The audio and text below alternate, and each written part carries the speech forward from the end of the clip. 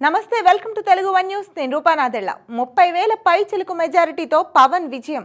JD Lakshminarayana జోస్యం. పిఠాపురం నియోజకవర్గంలో జనసేనాని పవన్ కళ్యాణ్ విజయంపై ఎవరికీ ఎటువంటి సందేహాలు లేవు. ఆఖరికి ఆ నియోజకవర్గంలో పవన్ కు ప్రత్యర్థిగా వైసీపీ అభ్యర్థిగా పోటీ చేసిన వంగ గీత కూడా ఎన్నికల తర్వాత ప్లేటు ఫిరాయించేసి తానెప్పుడూ పవన్ కళ్యాణ్ ను వ్యక్తిగతంగా దూషించలేదని, వైసీపీ పెద్దల నుంచి తీవ్ర స్థాయిలో ఒత్తిడి వచ్చినా తాను విమర్శల విషయంలో సంయమనం పాటించానని చెప్పుకున్నారు. అంతేకాకుండా మెగాస్టార్ చిరంజీవి అన్న, ఆయన కుటుంబం అన్న తనకు ఎంతో గౌరవాభిమానాలున్నాయని చెప్పారు. ప్రజారాజ్యం అభ్యర్థిగా తాను గతంలో ఎన్నికలలో పోటీ చేసిన విషయాన్ని గుర్తు చేశారు. ఇక వైసీపీ శ్రేణులు కూడా విజయంపై ఆశలు వదిలేసుకున్న పరిస్థితి.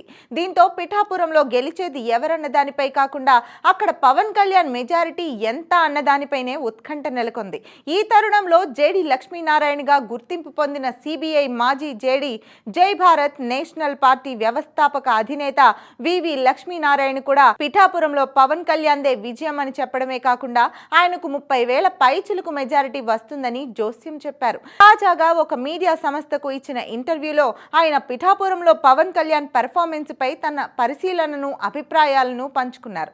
పిఠాపురం నుంచి పవన్ కళ్యాణ్ 30,000 పై చిలుకు ఓట్ల మెజారిటీతో విజయం సాధిస్తారని చెప్పారు. వాస్తవానికి పిఠాపురం నుంచి పవన్ కళ్యాణ్ రికార్డు స్థాయి మెజారిటీతో, అంటే దాదాపు 1,00,000 ఓట్ల మెజారిటీతో విజయం సాధిస్తారని అంచనాలు ఉన్నప్పటికీ జేడి లక్ష్మీనారాయణ మాత్రం 30,000 మెజారిటీ అని భావిస్తున్నారు.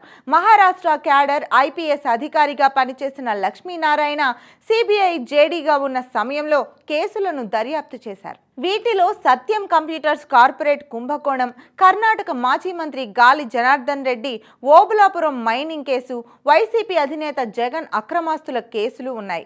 2018లో ఐపీఎస్ అధికారిగా స్వచ్ఛంద పదవి విరమణ చేసిన ఆయన 2019 ఎన్నికలలో జనసేన అభ్యర్థిగా బరిలోకి దిగి పరాజయం పాలయ్యారు. ఆ తర్వాత ఆయన జనసేన నుంచి బయటకు వచ్చేశారు. అప్పటి నుంచి రాష్ట్ర వ్యాప్తంగా పర్యటిస్తూ రైతులు, యువతులలో చైతన్యం కలిగిస్తూ వచ్చారు. ఇటీవలే ఆయన జై భారత్ నేషనల్ పార్టీని ఏర్పాటు చేశారు. ఈ నేపథ్యంలో పిఠాపురంలో పవన్ కళ్యాణ్ విజయంపై లక్ష్మీనారాయణ చేసిన వ్యాఖ్యలు ప్రాధాన్యత సంతరించుకున్నాయి.